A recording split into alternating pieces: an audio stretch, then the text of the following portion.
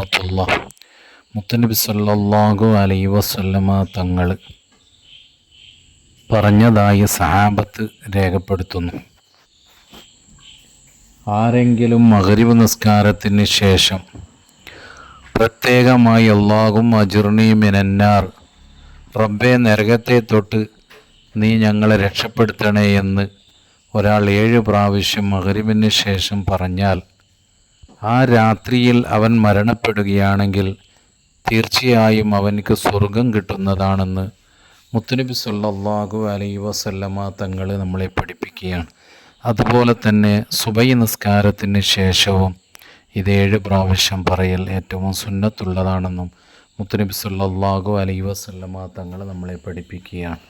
അല്ലാഹു സുബ്ഹാനഹു വ തആല നമുക്ക് ഹബീബ് റസൂലുള്ളാഹിൻ്റെ സുന്നത്ത് മുറുകെ പിടിച്ച് ജീവിക്കാനുള്ള തൗഫീക്ക് നൽകുമാറാകട്ടെ. അസ്സലാമു അലൈക്കും വറഹ്മത്തുള്ളാഹി.